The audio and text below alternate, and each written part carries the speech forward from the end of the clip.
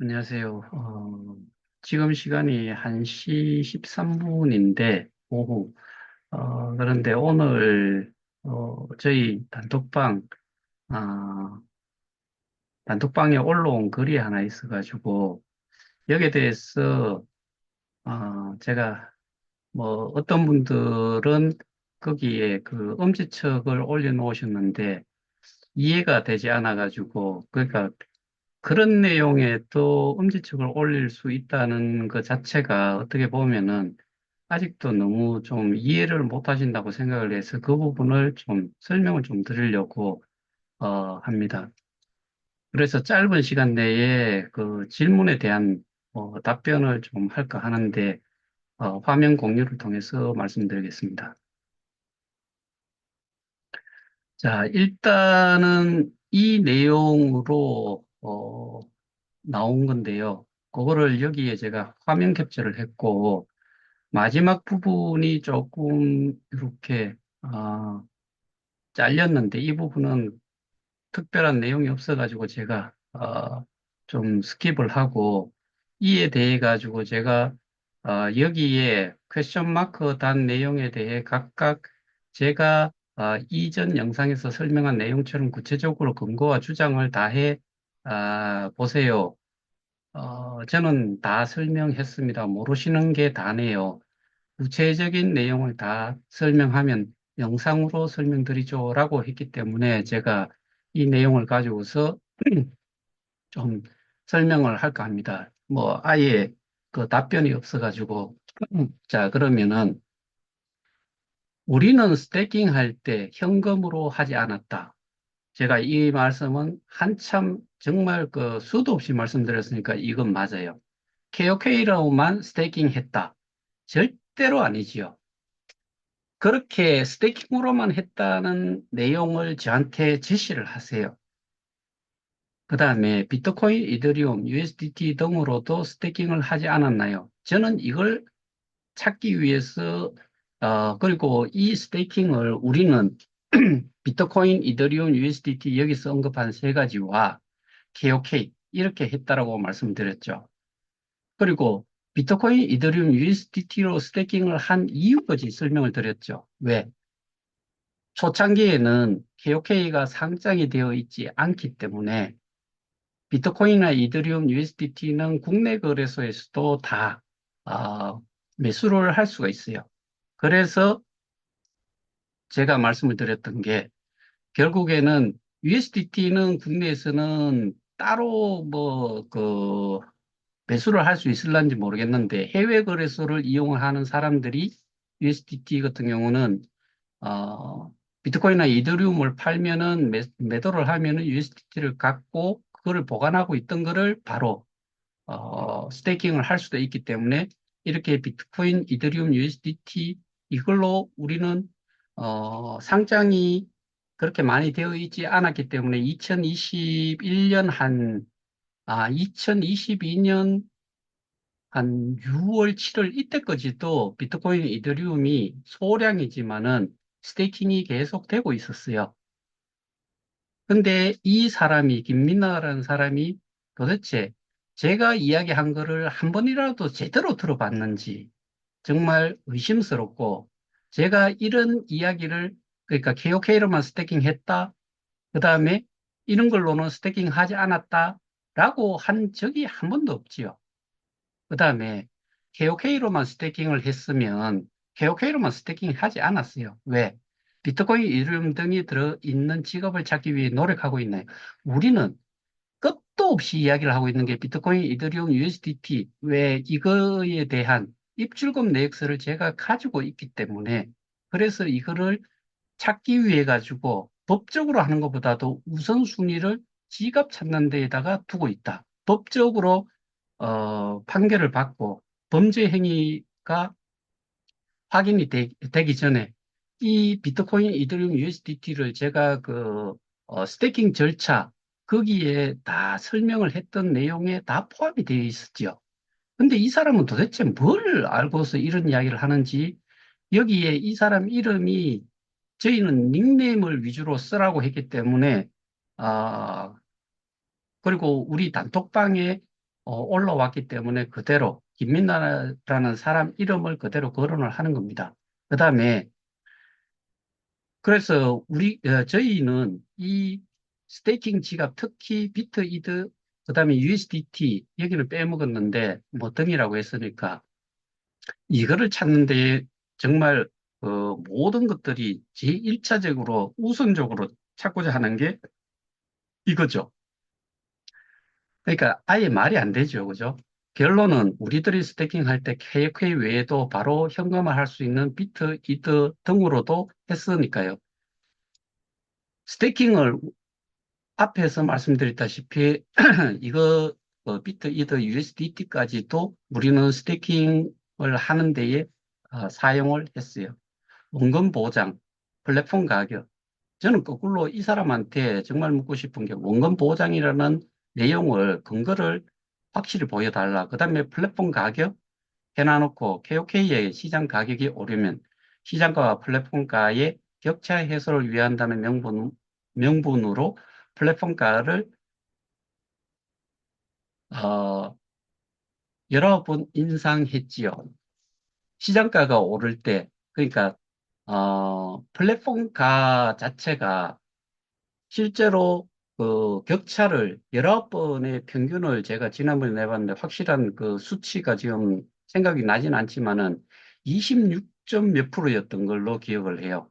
그러면은 이게 제가 항상 그 뭐 이렇게 손으로도 표현을 하고 뭐 하면서 거래소 가격은 항상 플랫폼 가격보다 낮았고 이 갭이 거래소의 가격이 플랫폼 가격을 터치를 할 수준까지 올라오면은 항상 여러 번을 했다. 그러면은 플랫폼 가격이 결국에 우리가 어, 그 스테이킹을 할 때는 항상 낮은 가격의 시장가에서 사가지고 개수로 넣을 때 플랫폼 가격은 항상 높았기 때문에 그만큼의 갭을 우리는 이득을 보고서 스테이킹을 하게 된다.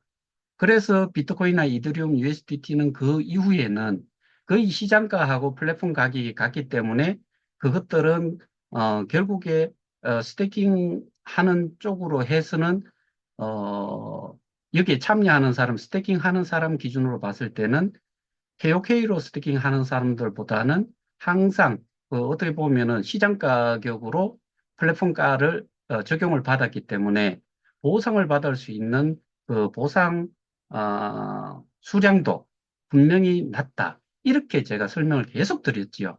그런데 이 사람이 플랫폼 가격에 대해서도 언급을 하고 원금 보장에 대해서도 언급을 했는데 이런 내용들을 자기가 질문을 했으면 이렇게 했으면은 이거는 뭐고 이거는 뭐다라고 이야기를 해야 되는데 그런 내용이 하나도 없이 글을 뭐 올려놨는데 여기 보시면은 세 분이 여기에 대해 가지고 뭐 맞다라는 엄지척을 했어요. 기가 차서 제가 어, 좀 들여다봤고 결론은 플랫폼가를 시장 가격에 비례하여 제대로 조정했으면 사실상 원금 보장 아닌가요? 여기에서 우리가 확실하게 정말 개념을 가져야 되는 게 원금 보장이라는 것 자체는 없었고 그 다음에 제가 이 플랫폼 가격을 초창기에 얼마나 크게 주장을 했냐면은 이게 거래소 가격이 계속 내려가니까 여기에 맞춰가지고 올릴 때처럼 그렇게 해야지만이 된다. 그 다음에, 원금 보장이라는 용어보다는 저는 원금 손실을 최소화할 수 있다. 그 이야기를 계속 해왔죠. 왜냐하면은 들어갈 때는, 스테이킹을 할 때는 항상 조금 높은 가격으로 우리가 이득을 보고 들어가는 반면에 헤이지를 하고 나올 때는 플랫폼 가격으로 어, 나눠서 나오게 되면은 그 플랫폼 가격이 그 거래소의 가격보다 항상 높게 있었기 때문에 높은 가격으로 사는 것처럼 해지를 하는 게 내가 갖는 거니까 그렇게 하면은 항상 그 개수로 거래소로 나왔을 때는 일단은 위약금도 3개월 이상이 되면 1% 빠지고 그다음에 그만큼의 개인만큼 손해를 본다.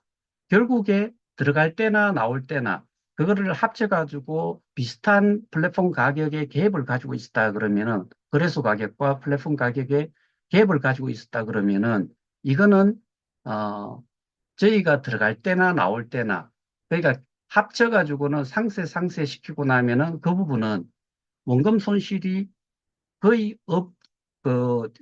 있기는 있겠지만은, 차이는 있겠지만은, 원금 손실 부분에서는 최소화할 수 있다. 그런데 그것만 가지고서 우리가 여기에 했느냐? 아니죠. 우리는 보상을 이미 받은 게 있잖아요. 그래서 결과적으로는 그런 부분에서 원금 보상이라는 용어보다는 원금 손실을 최소화할 수 있다는 것 때문에 여기 들어갔다. 그렇게 제가 계속 설명을 드렸던 거죠. KOK는 사기가 아니다. 개수로 내어주면 된다. 플랫폼가 7달러 뭐 이렇게 해가지고 이 밑에 내용은 별 내용이 아니에요. 근데 사기다 아니다라고 이야기하는 부분에서 그러면은 사기를 이쪽에서는 뭐 때문에 사기라고 하는지 자세한 내용을 구체적으로 띄워주면 돼요. 그 다음에 KOK 개수로 내어주면 된다는 거는 지금까지 우리가 받았던 게 해지한 사람들이 제가 가지고 있는 입출금 내역서에 보면은 거기에 한 15만 명 가까이 되는 사람이 해지를 했는 걸로 나와 있어요. 그러면 15만 명이라고 하는 사람들이 도대체 현금으로 받았느냐? 들어갈 때의 그 절차처럼 나올 때도 똑같이 그렇게 받아서 해지를 하고 그 사람들은 거래소 가격이 그만큼의 갭으로 있었을 당시에 나가는 사람들도 있고 한참 떨어졌을 때 예를 들어서 7달러일 때 해지를 해가지고 1달러에 해지를 하고 나간 사람들도 있을 수가 있고, 1달러쯤에 해지를 했는데 그게 0.5달러가 되는 상태로 해지가 완료가 된 사람도 있을 거고, 0.1달러, 0.001달러, 지금 여기에서 이야기하는 것처럼 0.00031달러에서도 그렇게 해지를 한 사람이 있다 그러면은 이거밖에 이거에 해당이 되는 돈밖에 안 돼요. 여기서 보면은 2억 2,500만 원을 이 사람이 자기가 이전에 7달러를 기준으로 했을 때 그거를 환율 또 얼마로 곱했을 때 이 정도라고 보이는데 그게 지금 만 원이다라고 요 다음 거래는 뭐 있는 것 같아요. 자, 여기에서 이 사람이 저한테 질문을 한 내용과 관련해 가지고 제가 KOK로만 스택을 했다라고 이야기를 하는 형태로 지금 이야기를 하고 그 다음에 이거를 찾는 노력을 하고 있느냐라고 물었는데 이거를 찾는 데에 중점을 두고 있다라고 저는 항상 이 영상을 통해 가지고 엄청나게 제가 언급을 해 드렸지요. 그러면은 결론적으로 여기에서 제가 느끼는 바가 이 사람은 도대체 뭘 알고 있는 건지, 구체적으로 내용을 알고나 있는 건지, 그 다음에 스태킹이라는 것 자체가 뭔지를 알고 있는지, 이 모든 부분들에 대해 가지고 제가 좀 답변을 듣고 싶었던 거죠. 질문을 이렇게 한 근거를 제가 듣고 싶었는데 말이 없어요.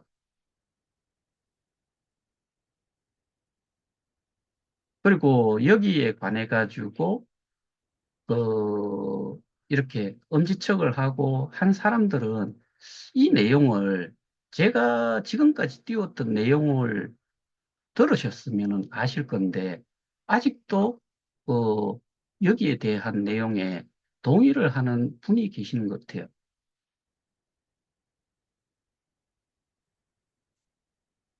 제가 항상 말씀을 드렸던 게,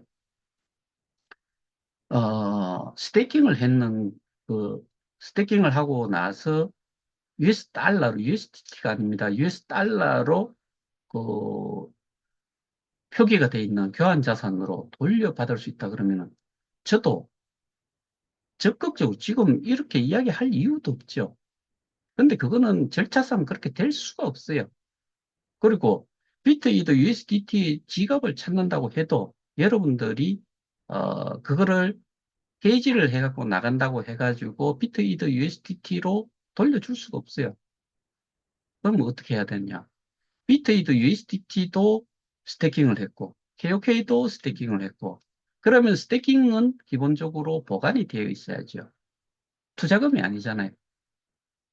투자금은 예를 들어 갖고 유사수신이라고 이야기를 했을 때 유사수신은 그 뭐 인허가를 받았는 쪽이나 등록이나 이런 거 뭐 그런 거를 받아가지고 자금 조달을 위해서 불특정 다수한테 자금 조달을 받았다라고 하는 그런 식으로 했다 그러면 유사수신이에요. 해당이 돼요. 스태킹 돼 있는 게 스태킹이 뭐 투자하라고 그 주는 거예요? 그거 아니에요.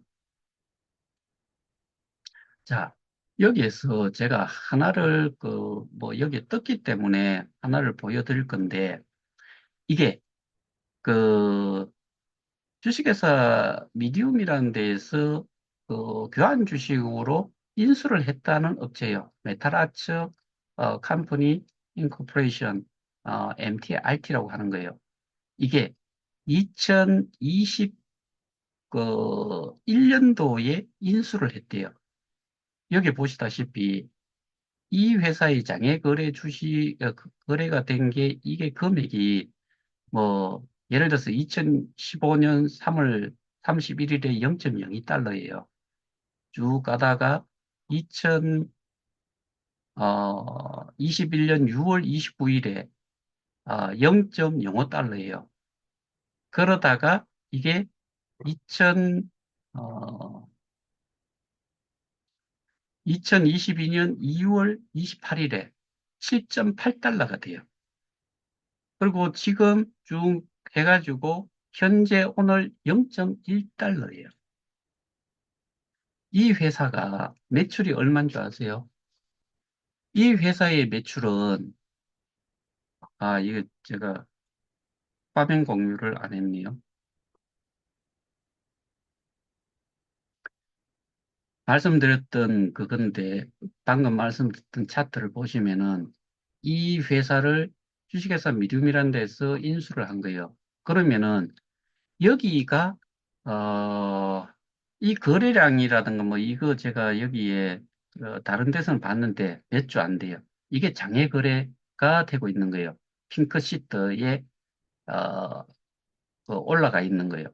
근데 이 회사가 21년 7월 29일 이때 0.13 뭐 이렇게 하다가 2022년 2월 28일에는 7.88달러가 돼요. 계속해서 이 뭐 가격이 변동이 이렇게 됐는데 여기가 2021, 이 회사의 주 어, 어, 제조를 하는 게 뭐냐 하면은, 도금 관련된 뭐, 니켈, 어, 아, 지금 기억이 잘 안 나는데, 그때 도금 회사예요. 그런데 이 회사를, 응용 소프트웨어를 개발을 하던 업체가 이 회사를 인수를 했는데 매출이 제가 그전 매출을 제가 봤는데 거의 100만 불에서 150만 불 매출을 올렸고 한 10% 정도의 영업이익이 난 걸로 알고 있어요. 10에서 15%. 그런데 2022년도 매출이 2021년도에 인수를 했으니 2022년도에 어, 첫 번째 이제 그 파이낸셜 레코드 소위 말해서 회계 감사 자료가 여기에 보고가 됐어요. 거기에 1,580 몇만 불인가 아마 그렇게 매출을 올렸고 영업이익이 85.32%인가 네트 그로스가 뭐 그렇게 나와 있던 걸로 저는 기억을 하는데 정확한 수치는 어쨌든 한 80%가 넘었다. 2023년도는 얼마가 됐느냐? 3, q 까지만 제가 봤는데 3, 4분기까지 806만 불인가 803만 불을 매출을 올렸대요. 그러면은 100만 불 정도 하던 업체가 그리고 이 응용 소프트웨어 하던 업체가 이거를 기존 업체를 인수를 해가지고 매출이 15배 정도가 올랐어요. 2022년 기준으로. 2023년 기준으로 해도 803만 불, 803만 불이라고 하면은 한 8배가 오른 거예요. 4분기까지. 이런 식으로 경험이 없는 자기들이 해보지 않은 업체를 통해서 매출을 이렇게 많이 올렸다. 뭔 말씀을 드리고자 하나 하면은 이 회사가 갑작스럽게 이렇게 매출을 올릴 수 있느냐는 거지요. 그리고 마진이 그렇게 어, 많이 남길 수가 있느냐는 거죠. 그러면은 그 매출이 실제로 매출을 올려서 매출을 올렸을까? 저는 제가 그래서 저희 측에서 뭐 IRS, 핀센, 그다음에 SEC, SEC는 이게 핑크시트의 장외거래 종목이기 때문에 SEC까지 미 증권거래위원회까지 그 저기 고발 조치를 한 거지요. 그래서 FBI 이야기를 하는데 FBI 쪽에 또 고발 조치가 됐기 때문에 이 부분에 대해서 수사를 하고 있는 거예요. 아시겠어요? 그러면은 왜 고발을 조치를 했느냐? 이게 우리 아까 이야기했던 비트이더 USDT가 제가 가지고 있는 입출금 내역서에 나간 게 많아요. 그러니까 그거를 자금 세탁을 했다라고 저희는 판단을 해서 그 고발 조치를 한 거예요. 그러면은 이런 내용을 제가 이야기를 하지 않으면은 여러분들 알고 계세요. 그리고 저쪽에서도 지금 이 김민아라는 이름이 다른 타방의 이름도 거기에 있는 걸로 어떤 분이 확인을 해 주셨어요. 근데 이런 내용을 저희 쪽에만 계속 이렇게 띄우고 있어가지고 그래서 제가 참다 참다 안 돼가지고 오늘 간단하게 이렇게 어, 영상을 먼저 하나 올리는 겁니다. 참조하시고 도대체 이 사람이 이야기한 내용이 맞는지 틀리는지 그리고 제가 그렇게 이야기를 했는지 안 했는지를 아시는 분은 아실 거고 모르시는 분은 안 봤으면 모르겠죠. 근데 이거는 우리가 스태킹을 하고 뭐 지금까지 했던 거 스스로 생각해 보시면 다 아시는 내용들이에요. 이런 사람들이 결국에는 제가 하고 있는 일, 피해자의 하나의 단체 중에 하나, 그리고 고발을 하고 그 대표 고발자로서 일을 하는 거를 어떻게 하고 있는 거예요? 방해를 하고 있는 거지요. 그리고 사람들을 혼란스럽게 만드는 거지요. 그래서 구체적으로 이 내용에 대해서 올리라고 하잖아요. 근데 올리지 않아요. 이게 뭐 하는 짓이에요? 혼란을 야기시키는 거예요. 근데 거기에 누군가는 또 엄지척을 해요. 왜? 내용을 잘 이해를 못하는 건지 아니면은 이게 이 사람 말이 맞다라고 엄지척을 올린 건지 정말 이해가 안 돼요. 그리고 이 내용이 이렇게까지 헷갈릴 수 있도록 뭐 한다라고 의견을 주신 분이 있어가지고 제가 이 영상을 통해 가지고 뭐 글로 써가지고는 여러분들 뭐 그거 쭉 읽어보시겠습니까? 저도 시간 너무 많이 뺏겨요. 그래서 상세하게 좀 설명을 드리기 위해서 제가 지금 이렇게 설명을 드리는 겁니다. 이상입니다.